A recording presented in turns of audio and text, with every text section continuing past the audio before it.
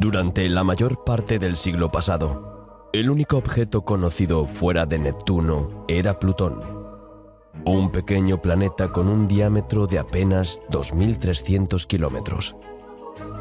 De aspecto misterioso, extrañamente situado en el borde del sistema solar, Plutón fue, hasta 2006, considerado un planeta por derecho propio, pero perdió su condición de planeta y pasó a formar parte de la categoría de planetas enanos.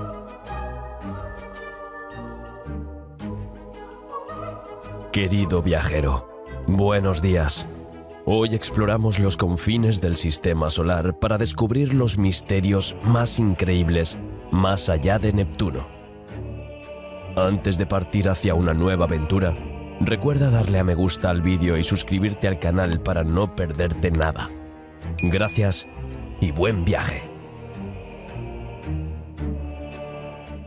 Tras el descubrimiento de Plutón en 1930, los científicos comenzaron a suponer que no era el objeto más lejano del sistema solar.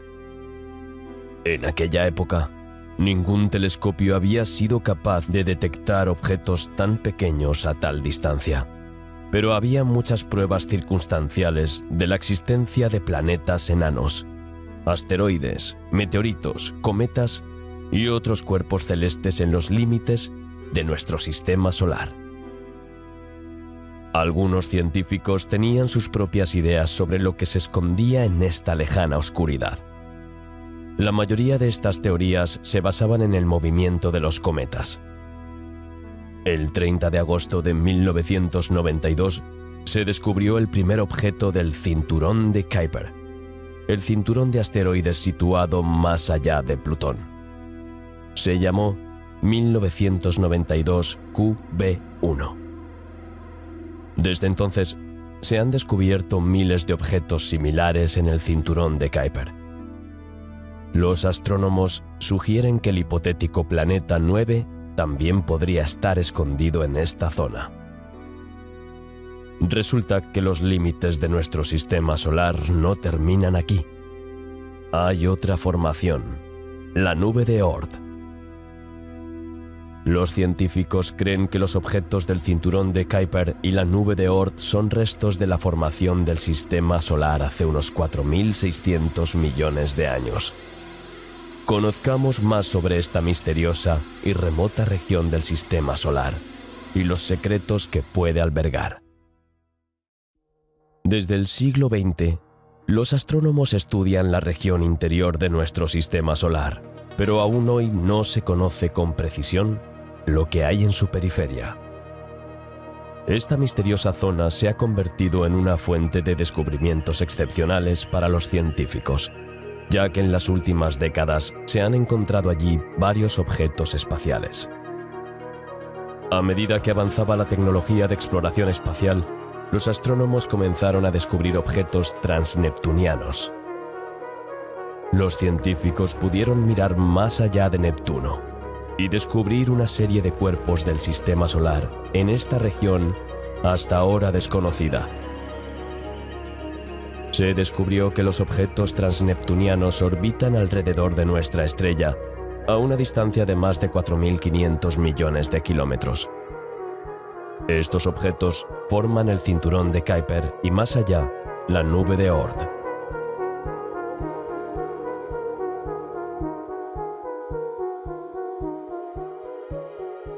La existencia de objetos más allá de Neptuno fue propuesta por primera vez por el astrónomo Frederick Leonard en 1930.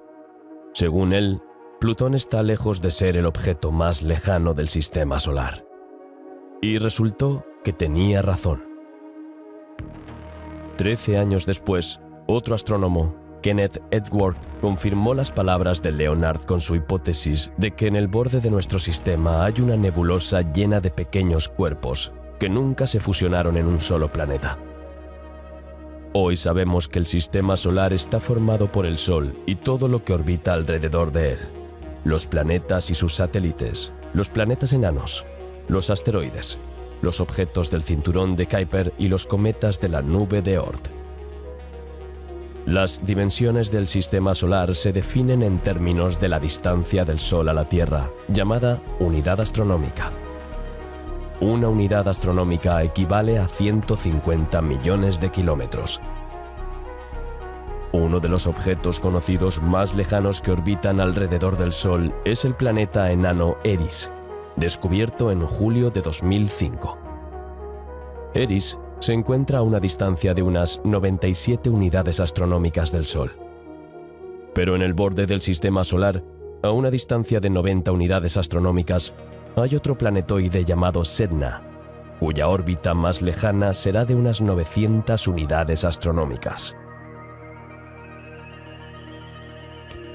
Sin embargo, son los cometas de periodo largo los que recorren el camino más largo alrededor del Sol.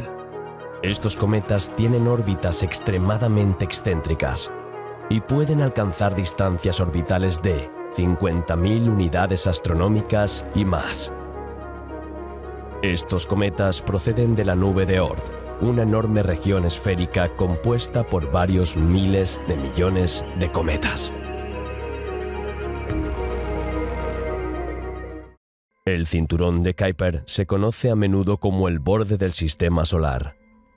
Este disco se extiende a una distancia de 30 a 50 unidades astronómicas del Sol. Su existencia fue confirmada fehacientemente no hace mucho tiempo. El cinturón de Kuiper debe su nombre al astrónomo Gerard Kuiper, que predijo su existencia en 1951. Esta hipótesis se viene desarrollando desde hace tiempo. Muchos astrónomos y astrofísicos han trabajado en ello, tratando de demostrar que el cinturón existe, o de refutarlo. La hipótesis pasó poco a poco a la categoría de teorías y no quedó plenamente demostrada hasta 1988, gracias a un trabajo de investigación del astrónomo Julio Ángel Fernández, a partir del cual varios científicos canadienses realizaron cálculos y confirmaron la existencia de un cinturón de cometas más allá de Neptuno. Fue Fernández quien bautizó este grupo como Cinturón de Kuiper en su artículo, y el nombre se impuso rápidamente. Las primeras imágenes de objetos en este cinturón aparecieron en 1992, cuando los astrónomos descubrieron una mancha rojiza a una distancia de 42 unidades astronómicas del Sol, el primer objeto registrado en el cinturón de Kuiper, también conocido como objeto transneptuniano. En la actualidad, se han descubierto más de 1000 objetos de este tipo, que superan los 200 kilómetros de tamaño, situados mucho más allá de las órbitas de Neptuno y Plutón. Según estimaciones modernas, en el cinturón de Kuiper hay hasta 35.000 objetos de más de 100 kilómetros de diámetro, y el número total de cuerpos, según los expertos, se estima en miles de millones.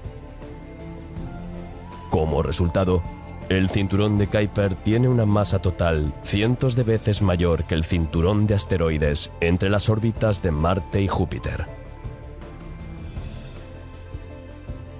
El cinturón de Kuiper es esencialmente similar al cinturón de asteroides entre Marte y Júpiter, pero es mucho más grande y masivo que este último.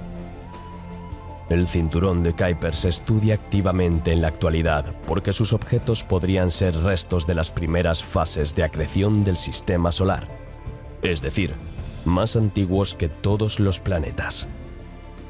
Los cometas de periodo corto también pueden nacer allí, del mismo modo que los cometas de periodo largo nacen en la nube de Oort.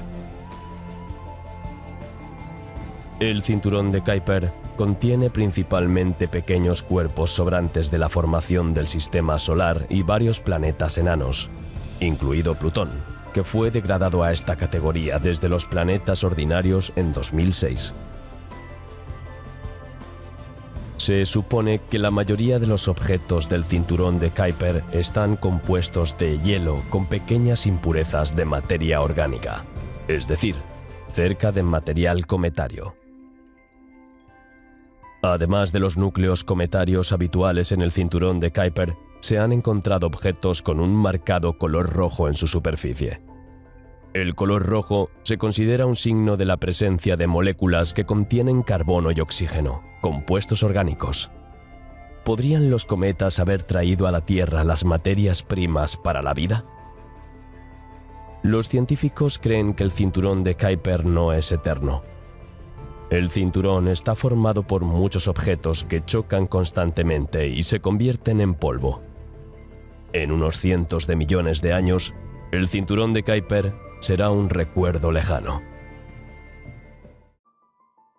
El término planeta enano se acuñó oficialmente en 2006, cuando se descubrieron planetas del tamaño de Plutón y mayores fuera de la órbita de Neptuno.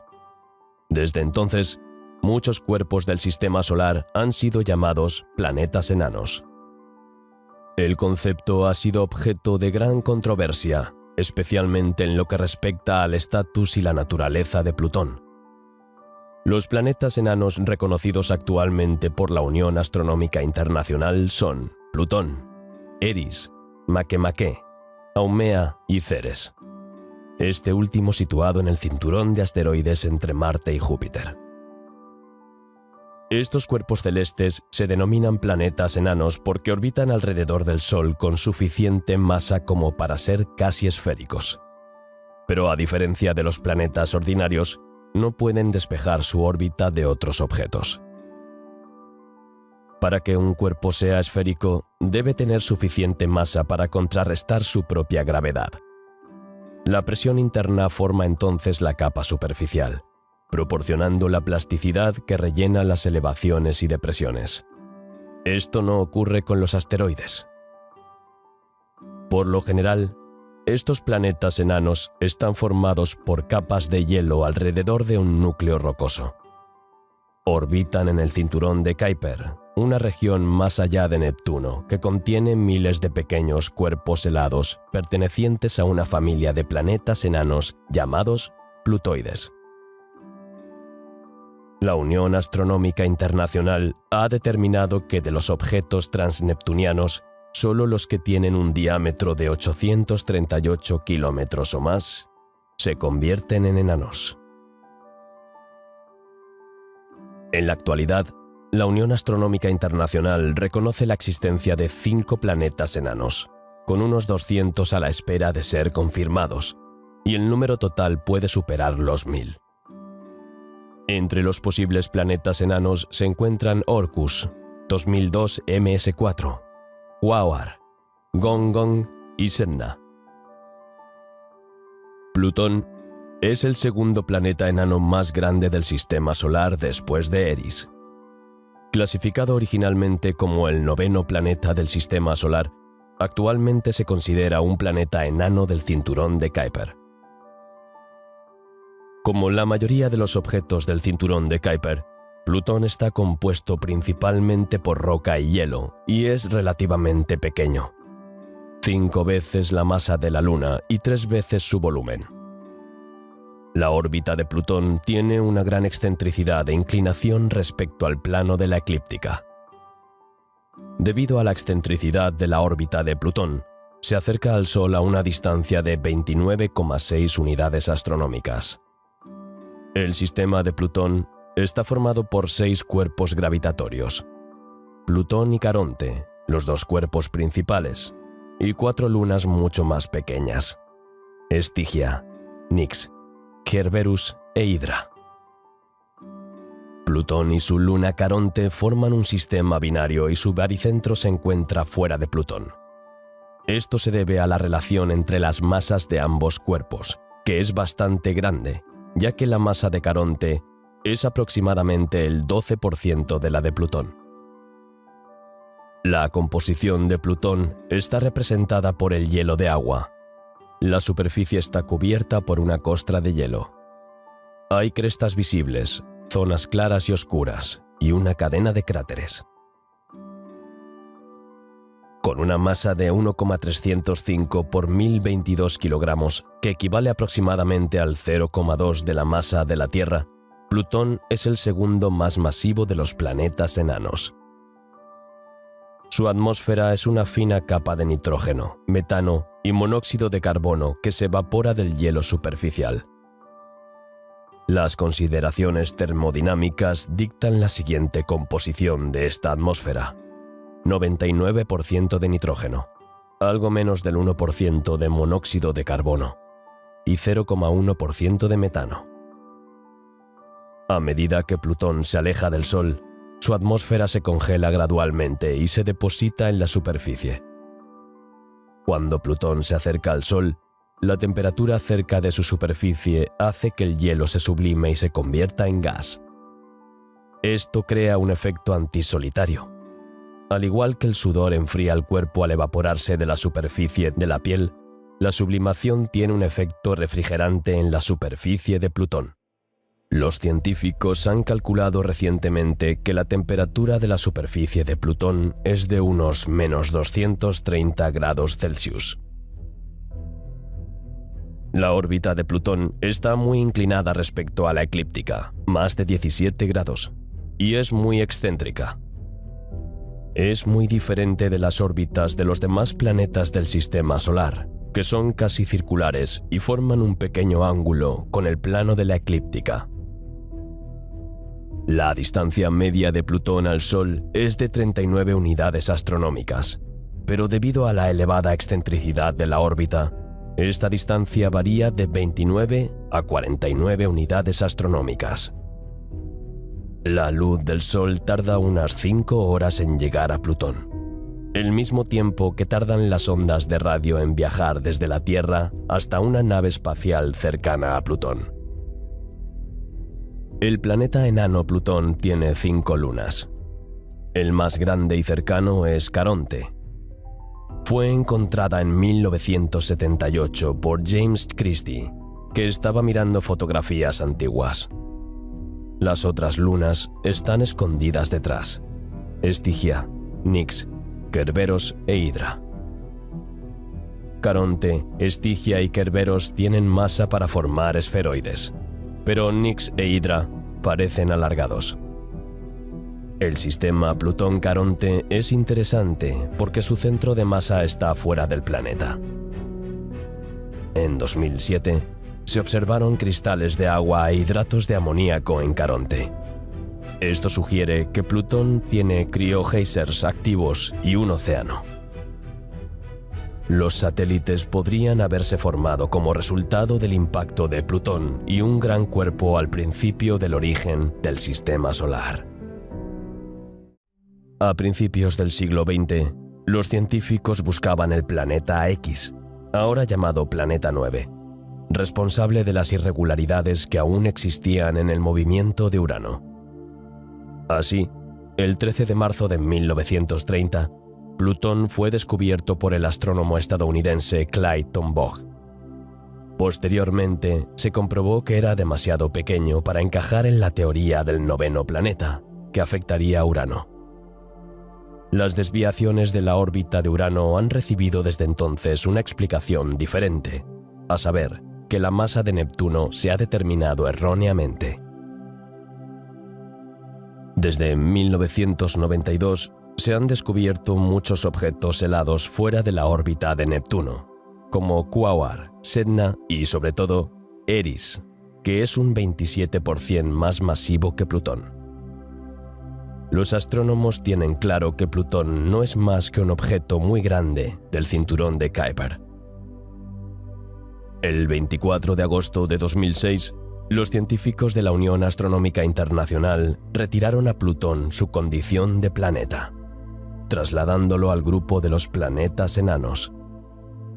No obstante, algunos científicos siguen creyendo que Plutón debería ser reclasificado como planeta.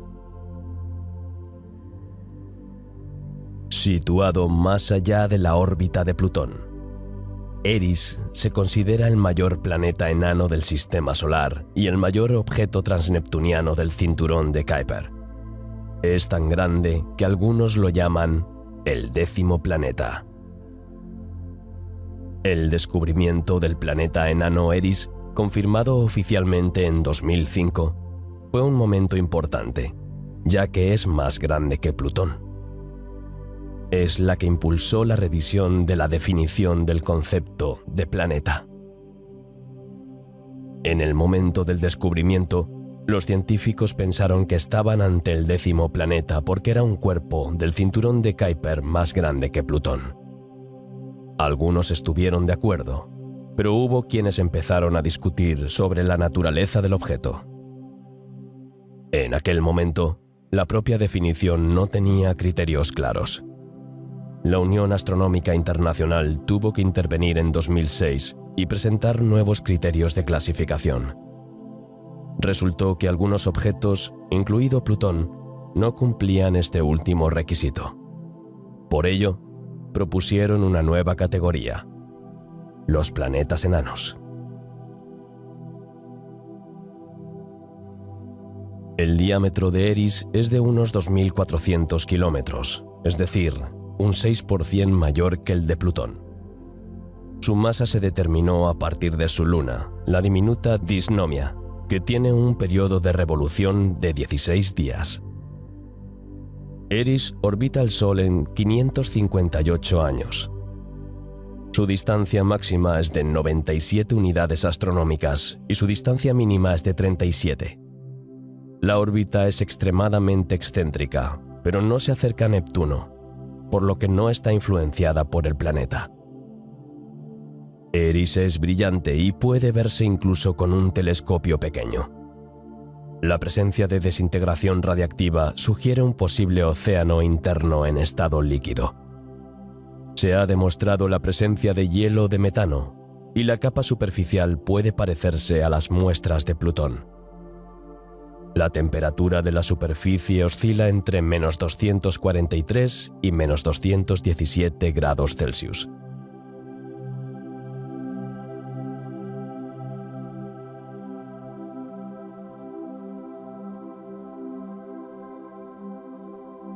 Designado originalmente como 2005 FY9, Makemake es el tercero de los planetas enanos más grandes, que fue descubierto el 31 de mayo de 2005 por el mismo equipo dirigido por Mike Brown en el Instituto Tecnológico de California, utilizando el telescopio espacial Spitzer. Este objeto transneptuniano sigue siendo un misterio. Los datos mostraron que el diámetro de Makemake es de 1.360 a 1.480 kilómetros. Su masa es de 4 por 1.021 kilogramos. Gracias a ello, ocupa la tercera posición en tamaño entre los objetos transneptunianos. El radio de Makemake es de 751 kilómetros en el ecuador y de 715 kilómetros en los polos. La excentricidad es de 0,159, por lo que Makemake se aproxima al Sol a una distancia de 5,76 mil millones de kilómetros y se aleja de él hasta alcanzar los 7,94 mil millones de kilómetros. Tarda 309 años en orbitar el Sol y 7,77 horas en girar su eje. La órbita de Makemake está situada lejos de Neptuno, por lo que este objeto está libre de la influencia de este gigante helado. La densidad media de 1,4 a 3,2 gramos por centímetro cúbico indica que el cuerpo celeste contiene un núcleo pétreo y una corteza de hielo. El hielo está representado por metano y etano congelados. Los telescopios Herschel y Galileo han demostrado que la capa superficial es muy brillante.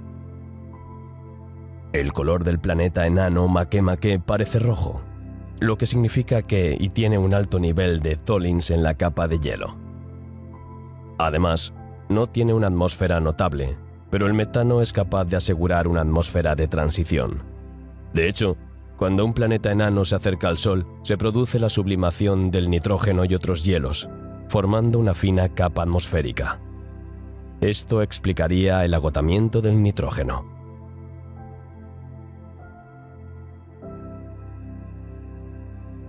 Haumea se diferencia de otros planetas no solo por su elongación, sino también por su alta densidad y albedo. No tiene forma esférica, sino elipsoidal. Bautizada originalmente como 2003 EL6, Haumea tiene aproximadamente el mismo tamaño que Makemake, lo que la convierte en uno de los objetos transneptunianos más conocidos del cinturón de Kuiper. Es extremadamente difícil determinar los parámetros, la densidad y la masa de este planeta enano. Es un objeto brillante y grande, lo que permite calcular el albedo, pero debido a la rápida rotación, es difícil calcular su tamaño exacto. Debido a su alta reflectividad, es el tercer objeto más brillante del cinturón de Kuiper, después de Plutón y Makemake. Es tan brillante que a veces puede verse incluso con potentes telescopios de aficionado, aunque su masa es solo del 32% de la de Plutón. Las estimaciones dan un diámetro de 1.632 kilómetros, una masa de 4 por 1.021 kilogramos, es decir, un tercio de Plutón. La masividad de Haumea es suficiente para alcanzar el equilibrio hidrostático, es decir, para permitirle tener la forma de una esfera. El alargamiento de su forma se crea debido a la rápida rotación. La distancia mínima entre el Sol y Haumea es de 5.200 millones de kilómetros y la máxima de 7.700 millones. Completa una revolución en 284 días con una inclinación orbital de 28 grados y da una vuelta sobre sí mismo en 3,9 horas. Su densidad está entre 2,6 y 3,3 gramos por centímetro cúbico, que converge con nuestra Luna. En este caso, Haumea puede estar formada por minerales de silicato, como el olivino y el piroxeno. Podemos suponer que la mayor parte de la masa es de roca y con una fina corteza de hielo. Es posible que el manto fuera mucho más grueso en el pasado, pero que haya sido desgastado por numerosos impactos. En una de sus caras se ha observado una gran zona de color rojo oscuro. Puede ser la cicatriz de un antiguo impacto que dejó restos de minerales y compuestos orgánicos.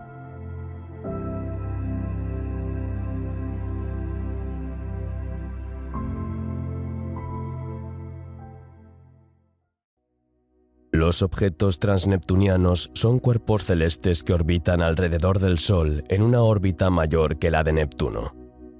Todos se encuentran en el cinturón de Kuiper. Plutón fue el primer cuerpo descubierto en este cinturón en 1930. En 2012, el número de objetos transneptunianos en el sistema solar era ya de 1.400 y en 2021 de unos 3.000. Los 9 más grandes tienen un diámetro de más de 800 kilómetros. Se trata de los planetas enanos Plutón, Eris, Makemake y Haumea, así como de los objetos Sedna, Quaoar, Orcus, Salacie, Varuna e Ixion, a los que aún no se les ha concedido el estatus oficial de planeta enano. A grandes rasgos, los objetos del cinturón de Kuiper se dividen en 3 categorías. En primer lugar, los objetos clásicos que tienen órbitas aproximadamente circulares con una ligera inclinación, no asociadas al movimiento de los planetas. Entre ellos se encuentran principalmente los planetas enanos más famosos, como Plutón, Eris, Haumea y Makemake. A continuación están los objetos resonantes que forman una resonancia orbital con Neptuno. Los objetos con una resonancia 2/3 se denominan plutinos, en honor a su representante más brillante, Plutón, lo que significa que realizan 2 órbitas alrededor del Sol, mientras que Neptuno hace 3. Entre ellos están Orcus e Ixion. Por último, los objetos dispersos que tienen una gran excentricidad orbital y pueden estar a varios cientos de unidades astronómicas del Sol en el afelio. Se cree que estos objetos se acercaron hace tiempo a Neptuno, cuya influencia gravitatoria ha estirado sus órbitas. Un excelente ejemplo de este grupo es Sedna. Actualmente, Sedna se considera el objeto más lejano del cinturón de Kuiper. El tamaño y la distancia de Sedna al Sol no permiten a los científicos decir con precisión a qué clase pertenece este cuerpo cósmico, pero se plantean varias hipótesis. Aunque los astrónomos ya conocen el color, la composición e incluso las características orbitales detalladas del planeta, a saber, el periodo orbital de Sedna es de 10.500 años y su diámetro es algo más de una cuarta parte del de Plutón. Su órbita es alargada y en su punto más lejano se encuentra a 900 unidades astronómicas del Sol. En comparación, el radio de la órbita de Plutón es de 38 unidades astronómicas. Sedna es bastante grande. Su diámetro fluctúa en torno a los 1.000 kilómetros, lo que lo convierte en el sexto objeto transneptuniano más grande. La composición de Sedna se ha calculado mediante una serie de estudios espectrográficos desde 3 telescopios en órbita. Es similar a las composiciones de otros planetas transneptunianos, cometas y satélites de gigantes gaseosos, y se encontraron signos de hielo de agua, así como hielos de materia orgánica congelada. Los astrofísicos estiman que la densidad final de Sedna es de 2 gramos por centímetro cúbico, comparable a la densidad de la sal común de cocina. Sedna es el objeto más atractivo para los astrónomos. De hecho, el misterio de su lejana órbita puede revelar los secretos de la historia de la formación del Sistema Solar, que ahora se construye principalmente sobre teorías. Además, la propia Sedna es un verdadero monumento arqueológico, ya que, debido a su aislamiento de otros objetos, ha conservado las propiedades inherentes al material original de nuestro Sistema Solar.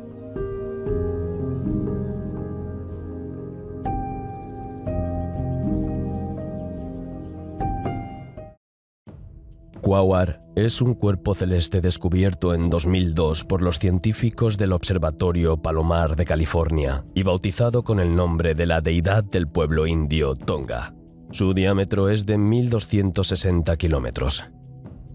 Esto es aproximadamente una décima parte del diámetro de la Tierra, un tercio del diámetro de la Luna y aproximadamente la mitad del diámetro de Plutón. Quaoar orbita a 42 unidades astronómicas del Sol, con un periodo de revolución de 288 años. Tiene una órbita casi circular y está moderadamente inclinada. Su ángulo con la eclíptica es de unos 8 grados. Quaoar está clasificado como un objeto transneptuniano clásico. La órbita, sin embargo, es inusual para los grandes objetos clásicos, que suelen seguir órbitas más excéntricas e inclinadas. Aunque Orcus aún no ha sido clasificado oficialmente como planeta enano por la Unión Astronómica Internacional, muchos astrónomos coinciden en que cumple todos los requisitos y lo hará en el futuro. Descubierto en 2004, Orcus resultó ser un gran objeto transneptuniano con un diámetro de unos 958 kilómetros. Además, Orcus parece tener un albedo de entre el 21 y el 25%, lo que es típico de los objetos transneptunianos que se acercan a los 1.000 kilómetros de diámetro. En términos de masa, se estima que el sistema Orcus tiene 6,32 por 10-20 kilogramos, es decir, alrededor del 3,8 de la masa del planeta enano Eris. Al igual que el Plutón, Orcus tiene un periodo orbital muy largo, tardando 245 años en completar una sola rotación alrededor del Sol. También está en resonancia orbital 2/3 con Neptuno y se encuentra por encima de la eclíptica durante el perihelio. Además, su órbita tiene una inclinación y excentricidad similares a las de Plutón. Orcus orbita el Sol a una distancia de 30 unidades astronómicas en el perihelio y 48 unidades astronómicas en el afelio. Sin embargo, Plutón y Orcus tienen una orientación diferente. Por un lado, Orcus está en el afelio cuando Plutón está en el perihelio, y viceversa. Y el afelio de la órbita de Orcus apunta casi en la dirección opuesta a la de Plutón. Por ello, a menudo se denomina a Orcus el antiplutón. Salacia es un objeto transneptuniano en el cinturón de Kuiper, clasificado como un objeto independiente. Orbita alrededor del Sol en una órbita alargada a una distancia media ligeramente superior al semieje mayor de la órbita de Plutón. Cuando se descubrió el 22 de septiembre de 2004, el astrónomo Michael Brown calculó que Salacia es probablemente un planeta enano. Sin embargo, muchos astrónomos sostienen que objetos como Salacia, del orden de 400 a 1000 kilómetros de diámetro, con un albedo inferior a 0,2 y una densidad de 1,2 gramos por centímetro cúbico o menos, probablemente no sean planetas enanos. La mayoría de los astrónomos creen que Varuna tiene forma de pelota de rugby de unos 900 kilómetros de diámetro, aproximadamente una quinceava parte del diámetro de la Tierra, una cuarta parte del diámetro de la Luna o un tercio del tamaño de Plutón. Varuna tiene una órbita casi circular, orbitando a unas 43 unidades astronómicas del Sol y completando una revolución en 283 años. Tarda unas 3 horas en completar una rotación alrededor de su eje. Las órbitas de Varuna y Plutón tienen la misma inclinación y están orientadas de la misma manera. Varuna no está sujeto a perturbaciones significativas de Neptuno. Este objeto transneptuniano bien podría ser un planeta enano, aunque los astrónomos no lo han clasificado oficialmente como tal. Se descubrió el 22 de mayo de 2001 y lleva el nombre de Ixión, un personaje de la mitología griega. Es uno de los mayores plutinos, es decir, un objeto transneptuniano con una órbita similar a la de Plutón. Al igual que Plutón, Ixión se encuentra en una resonancia orbital 2/3 con Neptuno. Los últimos resultados espectroscópicos indican que la superficie de Ixión está formada por una mezcla de carbono negro y de tolina, una sustancia orgánica más o menos nitrogenada, de color marrón rojizo, a veces violáceo, con una estructura poco conocida. El cinturón de Kuiper comienza un poco más allá de la órbita de Neptuno, a 30 unidades astronómicas del Sol, y termina a unas 50 unidades astronómicas del mismo. Pero hay una cosa sobre el cinturón de Kuiper que es un gran misterio. Al llegar a 50 unidades astronómicas, el cinturón se detiene. Termina repentinamente, algo que los astrónomos llaman el precipicio de Kuiper. Pero, ¿por qué este repentino cambio de ambiente? Este misterio puede responderse con varias hipótesis. Podría ser que el cinturón continúe, pero los objetos se vuelvan tan pequeños que no podamos verlos. Pero esta idea no es coherente con lo que sabemos sobre la formación del sistema solar. Por el contrario, debido a las complejas interacciones de las órbitas de los planetas exteriores, esperamos que los objetos comiencen a crecer de nuevo a esta distancia.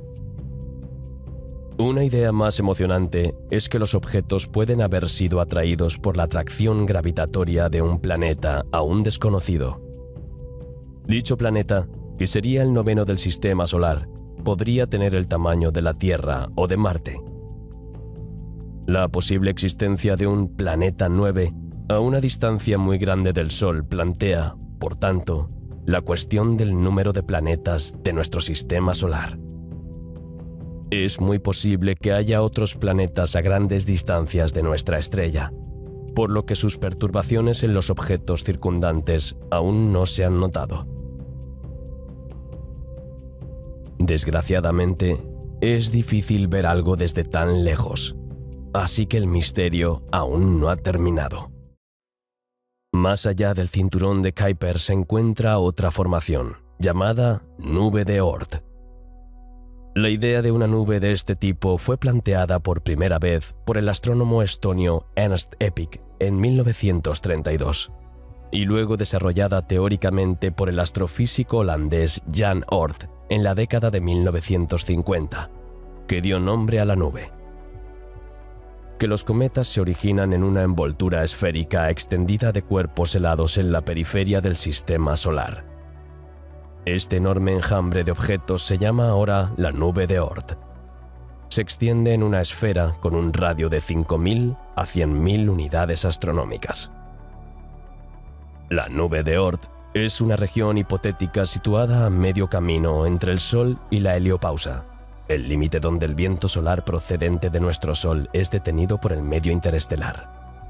Los astrónomos creen que la existencia de la nube de Oort explica por qué algunos cometas tienen periodos orbitales extremadamente largos. Un fragmento de polvo y hielo puede permanecer en la nube de Oort durante miles de años. Algunas estrellas cercanas pasan lo suficientemente cerca del sistema solar como para que su fuerza gravitatoria empuje un objeto fuera de la nube de Oort y lo ponga en órbita alrededor del Sol. La nube de Oort es el mayor misterio del sistema solar. Nunca lo hemos visto. Es una región hipotética en el espacio. A diferencia del cinturón de Kuiper, podemos observar grandes objetos transneptunianos y sabemos dónde está, pero la nube de Oort es muy enigmática. Se calcula que la nube de Oort se encuentra a más de 50.000 unidades astronómicas del Sol, es decir, a más de un año luz de distancia, o a un 25% de nuestro vecino estelar más cercano, Próxima Centauri. Por lo tanto, la nube de Oort está muy lejos. Los bordes de la nube de Oort se encuentran aproximadamente en el límite del sistema solar, y a esta distancia, los miles de millones de objetos de la nube de Oort están muy poco ligados gravitatoriamente al Sol. Por lo tanto, pueden estar fuertemente influenciados por el paso de otras estrellas cercanas. Se cree que la perturbación de la nube de Oort puede provocar la caída periódica de cuerpos helados hacia el interior, creando cometas de largo periodo, como el cometa Halley. De hecho, esta es la única razón por la que los astrónomos creen que la nube de Oort existe, ya que es la fuente de cometas helados de largo periodo que tienen órbitas muy excéntricas que emanan de regiones fuera del plano de la eclíptica. Esto también sugiere que la nube rodea el sistema solar y no se limita a un cinturón alrededor de la eclíptica. Así que la nube de Oort parece estar ahí fuera, pero no podemos observarla directamente. Al estar tan lejos, con tan poca luz, simplemente no tenemos la tecnología para verlo. Esto significa que, por el momento, no tenemos forma de demostrar que existe, o si lo hace, de qué tamaño es. Este es el mayor misterio de los confines de nuestro sistema solar.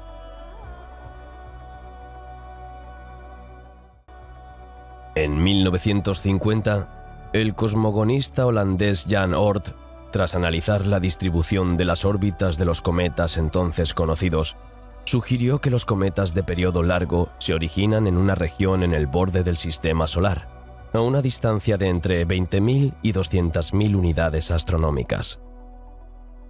Aunque Oort asumió originalmente en 1950 que estos cuerpos eran el resultado de la explosión de un hipotético planeta, en 1951 su hipótesis había cambiado para reflejar los hallazgos modernos.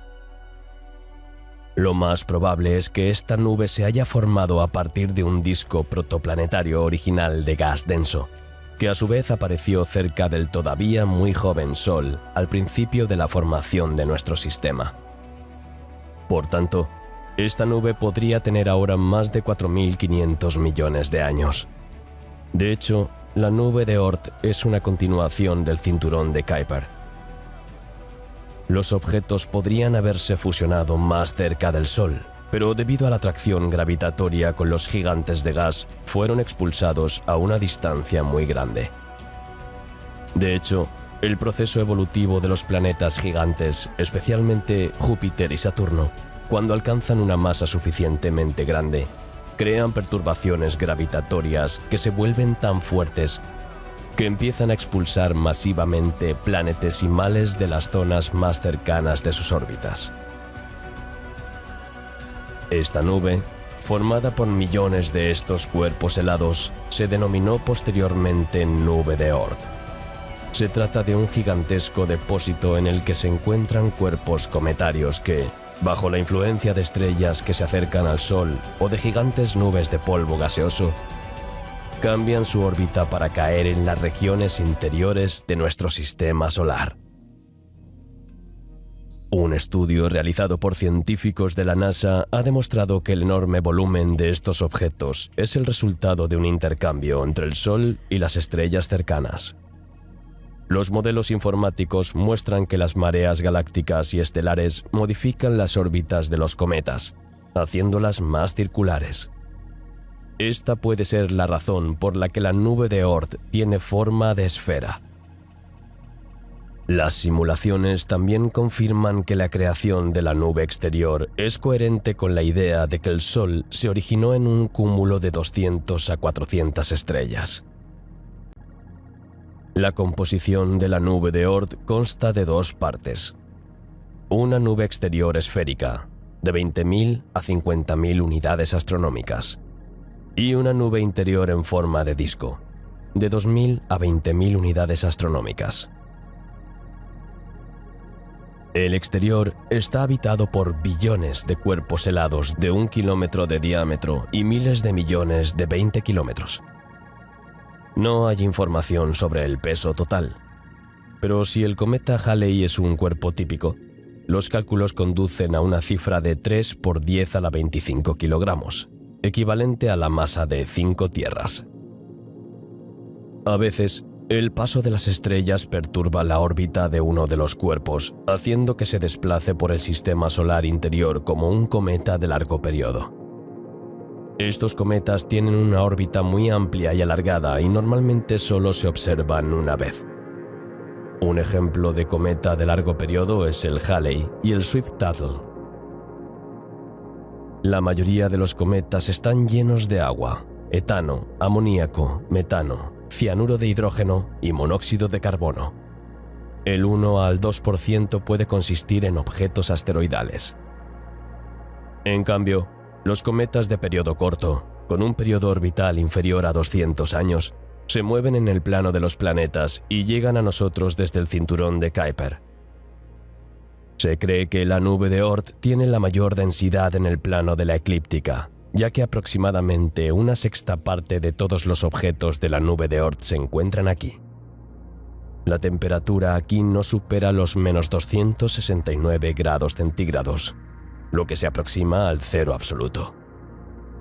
El espacio detrás de la nube de Oort ya no pertenece al sistema solar. En el pasado, los cometas se consideraban estrellas con cola. Los cometas pueden ser visibles durante semanas en el cielo nocturno.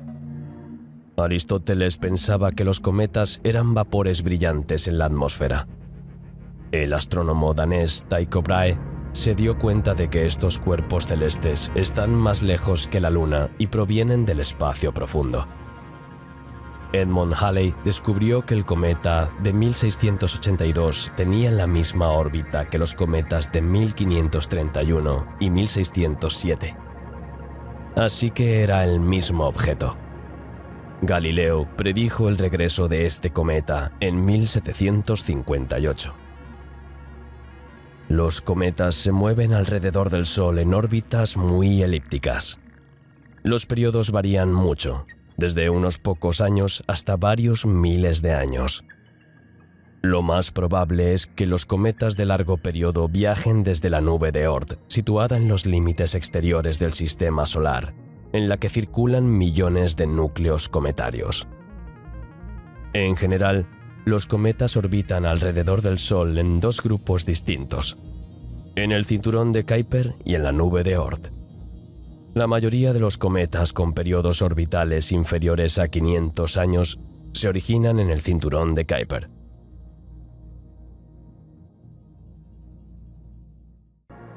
Estos cometas son pequeños cuerpos del sistema solar formados por trozos porosos de hielo mezclados con partículas de polvo de varios kilómetros de diámetro, sin forma específica. Su composición ha permanecido igual desde el nacimiento del sistema solar, lo que no tiene precio para la ciencia. Alrededor del Sol, en órbitas alargadas y con aspecto de objetos nebulosos, los cometas viajan en órbitas lejanas, donde permanecen invisibles, y al acercarse al Sol, el hielo comienza a fundirse bajo la influencia del calor solar. evaporándose y volatilizándose en el espacio interplanetario. Por ello, muchos cometas que pasan cerca del Sol adquieren un aspecto muy inusual. El cometa desarrolla una cola de gas azulada y una cola de polvo amarillenta. La cola, aunque sea muy fina, puede ser espectacular. El polvo se extiende a lo largo de la órbita. Si un cometa entra en la atmósfera de la Tierra, se denomina meteorito. La mayoría de los cometas que aparecen periódicamente en las proximidades del Sol son objetos bastante débiles. La excepción es el cometa Halley, que aparece ante nosotros como un objeto muy brillante casi siempre que vuelve al Sol. De hecho, los cometas más brillantes y espectaculares aparecen en el cielo de forma inesperada, muchos de ellos quizás acercándose al Sol por primera vez. En raras ocasiones, especialmente si el cometa se acerca demasiado al Sol, puede romperse en pedazos, que se observan entonces como cuerpos separados. Todos los cometas tienen una envoltura gaseosa brumosa, la cabellera o coma, que junto con el núcleo forma la cabeza de un cometa. Aunque el cometa esté cerca del Sol, su cabeza no parece ser más que un punto nebuloso. El detalle más notable de la mayoría de los cometas es la cola. Es más brillante cuando el cometa está cerca del perihelio de su órbita. Aquí, el flujo de calor procedente del Sol es particularmente fuerte, bajo cuya influencia los gases y el polvo escapan del cometa al espacio. Algunos cometas tienen dos colas. Una es curva, formada por partículas de polvo, y la otra es recta, gaseosa y alargada exactamente en dirección contraria al Sol. La longitud de las colas de los cometas puede alcanzar decenas y cientos de millones de kilómetros, y se han observado cometas con colas que se extienden por casi la mitad del cielo. Se supone que el polvo que se pierde de los cometas al caer en el espacio interplanetario da lugar a los meteoroides, que más tarde, al colisionar con la atmósfera terrestre a gran velocidad, acaban convirtiéndose en meteoritos. Las partículas de polvo de las colas de los cometas también forman nubes de polvo interplanetarias que, al dispersar los rayos solares, dan lugar a un fenómeno llamado luz zodiacal. El núcleo de un cometa es a veces visible dentro de su envoltura, como un objeto brillante con forma de estrella en el que no es posible distinguir detalles, ni siquiera con los mayores telescopios. Los núcleos de los cometas han sido estudiados en detalle por las naves espaciales que se han acercado a ellos. En 2005, la nave Deep Impact de la NASA colisionó con el cometa Tempel 1 y envió imágenes de su superficie. Las masas de los cometas son muy pequeñas, unas 1.000 millones de veces menores que la masa de nuestra Tierra, y la densidad del material en sus colas es casi nula. Por ello, no afectan a los planetas del sistema solar. El más famoso es el cometa Halley, que regresa al Sol cada 76 años. La última vez que se acercó al Sol fue en 1986. La historia registra el miedo de nuestros antepasados a estos vagabundos celestiales, y muy a menudo se encuentran en las antiguas crónicas referencias a la aparición de cometas brillantes en el cielo y la conexión de estos fenómenos con incidentes terrestres, como incendios, guerras e incluso la muerte de personas. Pero la colisión de un gran cometa con un planeta puede tener consecuencias dramáticas para los ecosistemas de su superficie. Un ejemplo bueno y bastante estudiado de este tipo de colisión fue el choque de los restos del cometa Shoemaker-Levy 9 con Júpiter.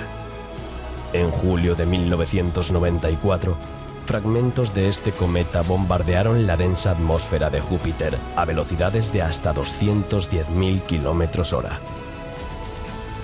Al impactar, la increíble energía cinética de los fragmentos se liberó en potentes explosiones, algunas de las cuales se convirtieron en bolas de fuego más grandes que la Tierra. Como ejercicio de entrenamiento en caso de que un asteroide amenace alguna vez con chocar con la Tierra, La sonda DART de la NASA colisionó frontalmente con el asteroide Dimorphos el 27 de septiembre de 2022. El impacto fue suficiente para empujar el asteroide a una órbita ligeramente más cercana a su roca espacial compañera.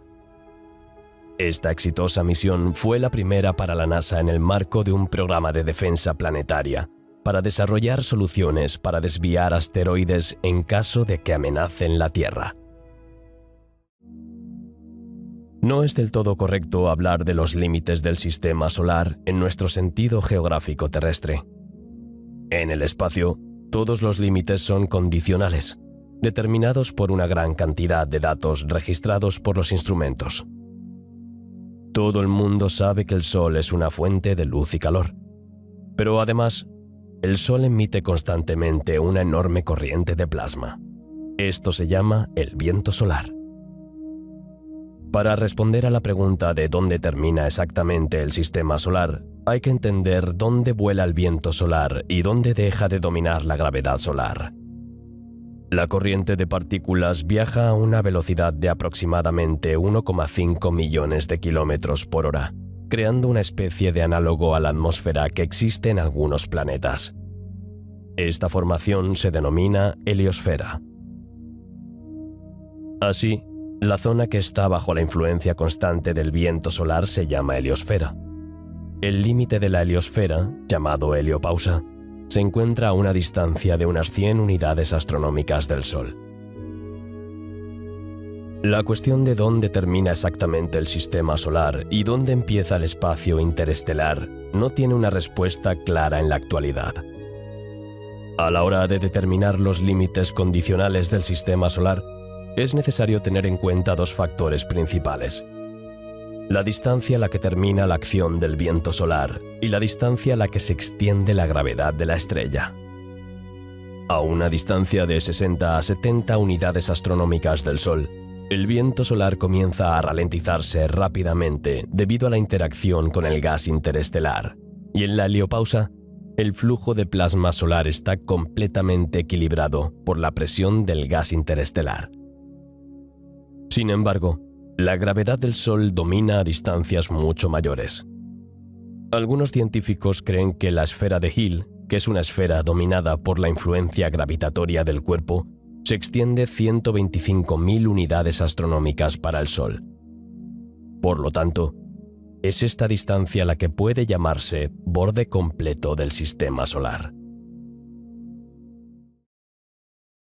Las famosas naves estadounidenses Voyager 1 y Voyager 2 partieron de la Tierra en 1977 para estudiar los planetas gigantes. Cada nave espacial está equipada con instrumentos para medir los campos magnéticos y las partículas que atraviesa.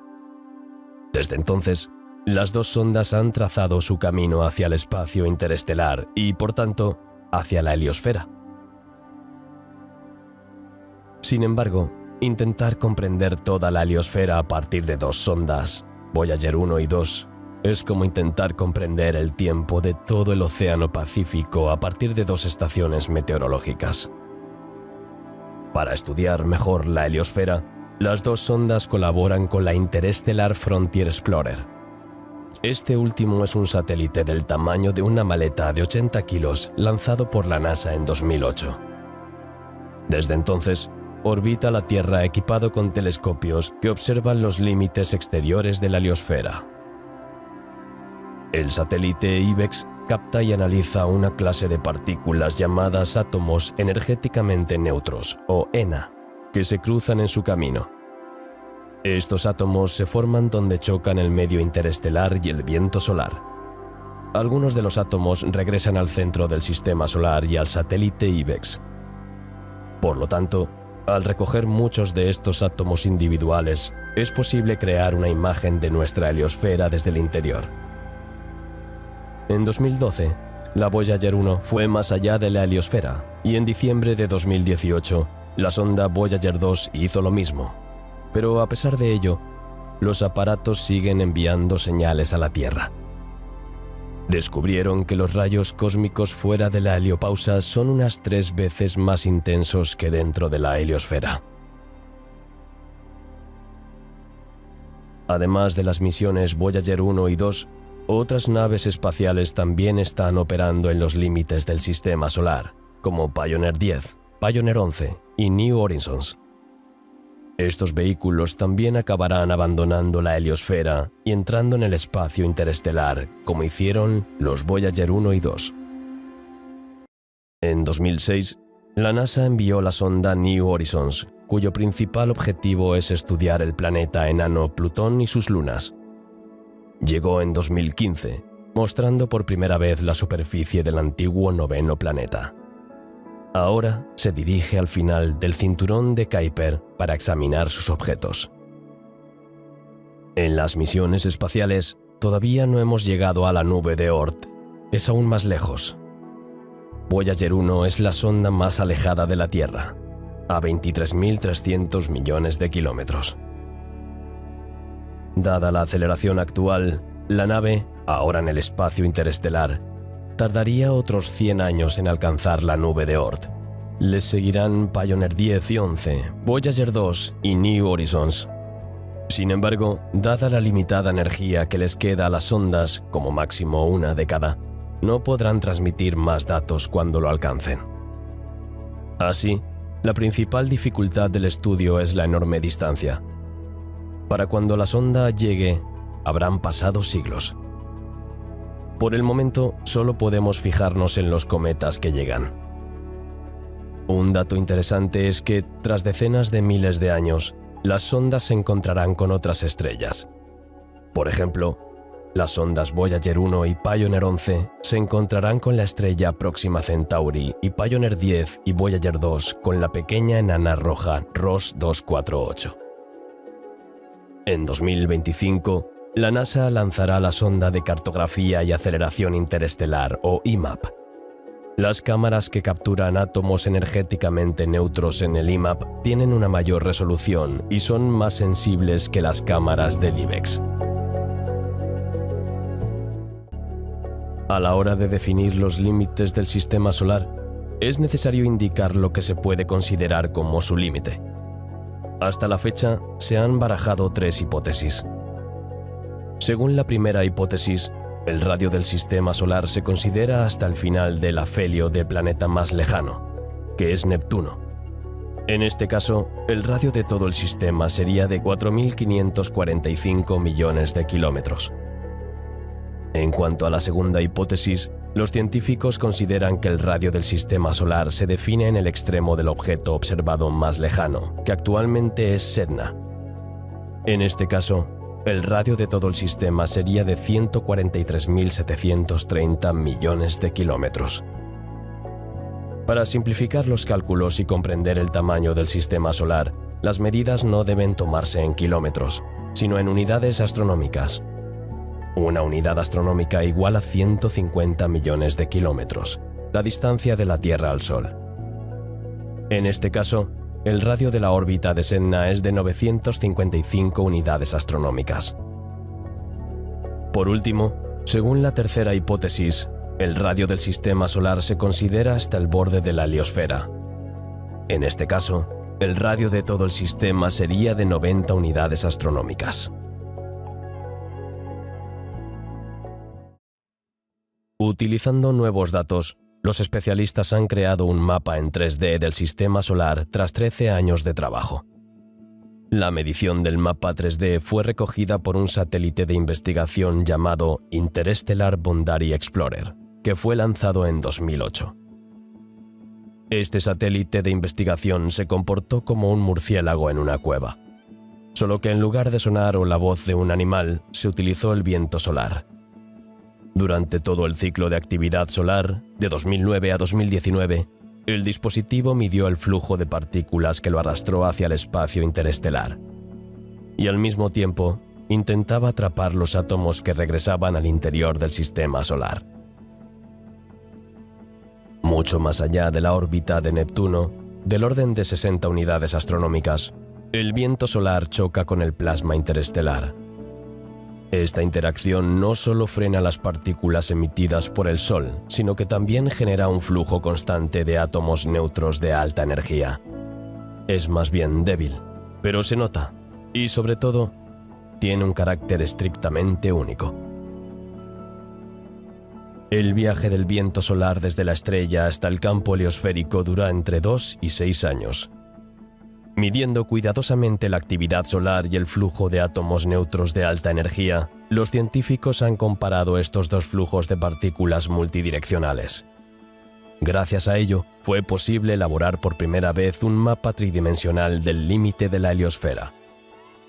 Así, el mapa 3D desarrollado reveló aún más datos sobre la heliosfera.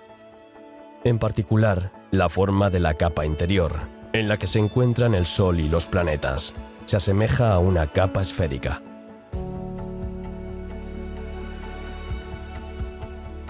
Así, el mapa 3D desarrollado reveló aún más datos sobre la heliosfera. En particular, la forma de la capa interior, en la que se encuentran el Sol y los planetas, se asemeja a una capa esférica. Según los científicos, se extiende por unas 90 unidades astronómicas en todas las direcciones. También creen que la forma de la capa exterior es mucho menos simétrica. En efecto, en la dirección en la que el Sol en constante movimiento atraviesa el espacio, chocando con los rayos cósmicos, la heliosfera exterior se extiende por unas 110 unidades astronómicas, pero en la dirección opuesta es mucho más larga, al menos 350 unidades astronómicas. La falta de simetría se debe al movimiento del Sol a lo largo de la Vía Láctea. Según los científicos, hay mucho plasma o partículas cargadas en el medio interestelar, y la heliosfera interior, que es bastante redonda, es una barrera para este flujo de plasma a través de ella. Esto tiene el mismo efecto que el agua que fluye alrededor de una roca en un arroyo. Existe un debate sobre la forma exacta de la heliosfera.